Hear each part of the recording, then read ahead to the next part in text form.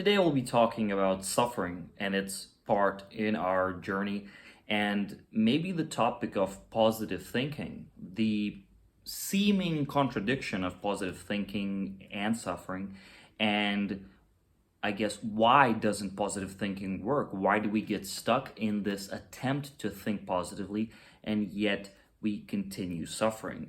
Now, to do that, first of all, let's take a look how we typically deal with those things. It doesn't mean you specifically, maybe, but it means as a society, as a general way of doing things.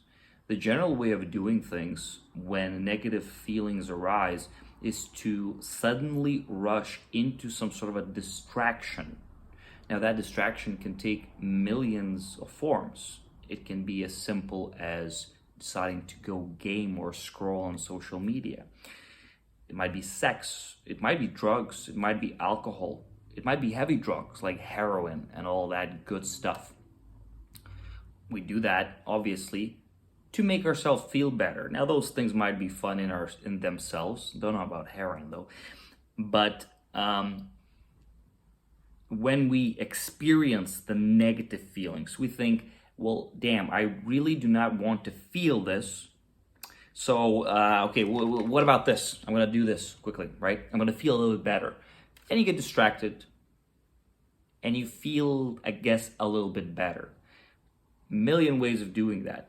Now, the problem arises when the negative feelings don't go away, or the problem arises when you are in an honest journey of inner transformation and you start realizing that these distractions are not the best method to do anything, or you encounter a roadblock where you understand that the next level of your life, whatever that may be, it can only be unlocked by dealing with what is, the negative emotions that you're experiencing. And what if, instead of trying to run away from that, there was a way to go through that?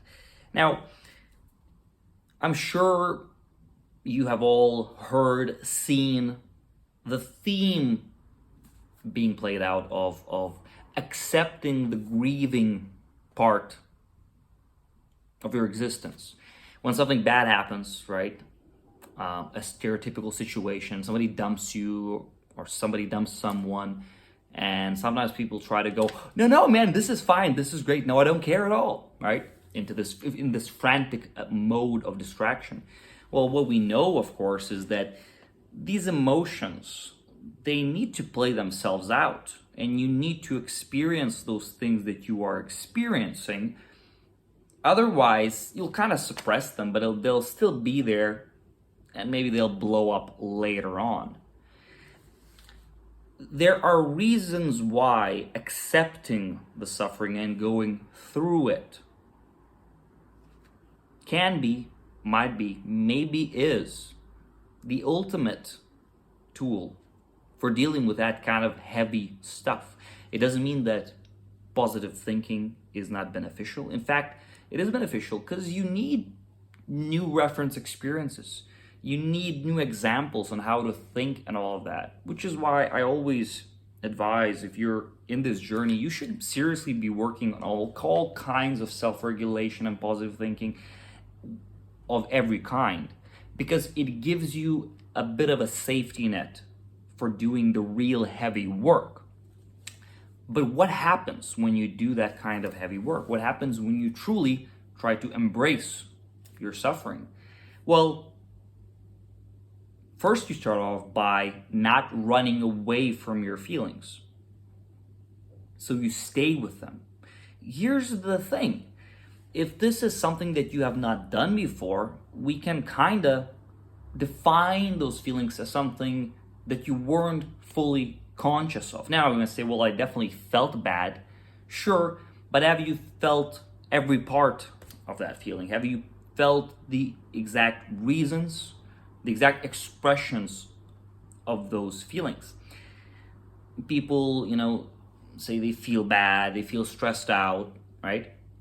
And only after accepting those feelings and going through that, allowing them to run through, they might notice, wait a second, I have these I have maybe some very negative belief about myself, about the world, about other people, something that causes me lots of suffering, right?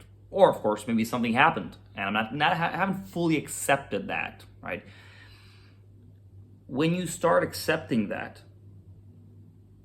you start looking in that, a few things happen when you attempt to do it consciously. First of all, the energy of that emotion is allowed to run free, which at first will result probably in an intensification of those feelings. However, if you continue doing that, and you should do it in your own discretion, right? Just only doing that thing with the topics and areas which you feel ready to do, you will start becoming more conscious of what is it that you're really suffering for. What is that, right? Once you'll be able to do that, you'll become conscious of the causes of that. You'll start to accept them. And by doing that, you will start becoming more and more conscious of this thing. Now, what does it mean to become conscious? It means that you are now aware, really aware of what is it specifically that causes this. Now, in order to change anything about yourself, you have to become conscious of what is first. So if you become conscious of what is first, you can enter sort of a last phase of that, which is the transformation, the transmutation in alchemical terms of the thing in question, of that energy in question. Going through this cycle is a necessity for most heavy stuff that we experience. There's another element which is very important to consider. As long as you keep running away from all these things and avoiding these things, they end up controlling you because you become defined by the avoidance to the suffering. As long as you are defined by this avoidance, you are not really free and you are limited in your expression. This is why when people do not express these things in themselves, do not allow themselves to run, for these things to run through, they experience a general numbness or even a depression of their life energy, of their psychological energy. Everything becomes numb. It becomes numb because you rejected certain things about yourself. You rejected certain emotions and experiences, or at the most basic level, you rejected part of your psychological energy. And because you rejected it, you are incomplete. You're not fully full.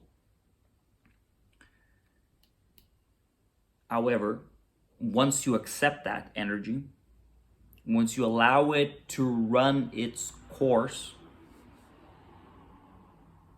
just like you probably mentioned in life, you probably had experiences where you went through, you got a breakup, you lost your job, something bad happened to you, and at first it was painful, but you went through it, and now when you look back, it's something that happened to you, but it no longer has a charge to it. That is an example of something that was transformed. Reclaiming your mind, your psyche, is the work of many things, but one of the most important things is taking the things that are there, accepting them, allowing them to run through, and then you have the capacity, the opportunity to recontextualize these things, to make it into something new, or in very basic terms, the energy that was locked up in that suffering becomes free to use, and you're capable of using it into your life for your goals. So, positive thinking is great. To reiterate, it's great for setting up these new points, new reference experiences. I don't believe when people say, oh, just do this, oh, just do that. If life and psychology and the brain was so simple, we would have solved it already. It's a complex system. What I found best is setting up these reference points with self-regulation, with positive thinking, with all of that, so that you get those experiences, and even if they're not ingrained deep in you, you at least know that they are there, at least to a degree. There's something there, at least you have that experience. And then you work on those, on weeding out those suffering experiences, those dark emotional experiences. When you have that safety net, it becomes possible to do that. Because ultimately, I don't think you can run away from that. That being the bottom line. I don't think there's anywhere you can run.